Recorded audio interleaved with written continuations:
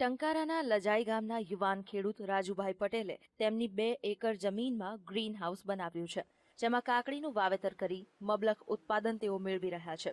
Green હાઉસમાં કાકડીનું વાવેતર કરતા તેને 1 એકરમાં અંદાજિત 55 થી 58 ટન જેટલું ઉત્પાદન મળ્યું છે. ઓછા સમયમાં અને ઓછા ખર્ચે આ પરિણામ મેળવી શકાયું છે. યુવાન ખેડૂતનું કહેવું છે કે આ ખેતીમાં બહુ ઓછા શ્રમની જરૂર પડે છે. મેં ફર્સ્ટ ટાઈમ કાકડીનું ઉત્પાદન કરેલું. મારે 1 એકરમાં 58 ટન કાકડી ઉતારેલી છે મેં. અને 2 ગ્રીન હાઉસ છે, 2 થઈને મારે 116 ટન કાકડી ઉતારી હતી. રાજુભાઈ જ્યારે યુરોપના પ્રવાસે હતા ત્યારે તેમણે ગ્રીન હાઉસમાં થતી ખેતી જોઈ હતી. આ ખેતીને જોયા બાદ સ્વદેશ પરત આવીને તેમણે આ પદ્ધતિ અપનાવી ખેતી કરવાનું શરૂ કર્યું.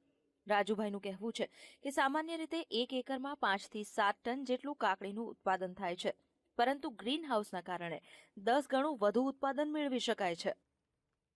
હું એક તો યુરોપ ફરવા ગયો હતો, ત્યાં મેં જોયું છે કે ત્યાં ગ્રીન હાઉસમાં જ બધી ખેતીવાડી એગ્રીકલ્ચર જે કાંઈ છે અંદર થાય છે. ત્યાંથી અહીંયા આવ્યા પછી મેં ઇન્ક્વાયરી કરી બધી કે ગ્રીન હાઉસ શું છે.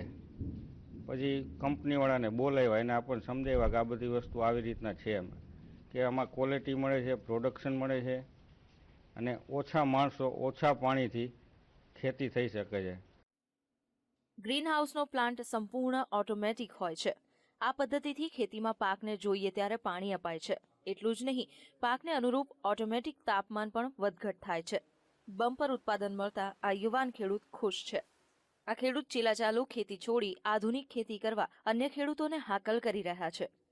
કેમેરામેન હર્નિશ જોશી સાથે દિલીપ બરાસરા, વીટીવી, ટંકારા.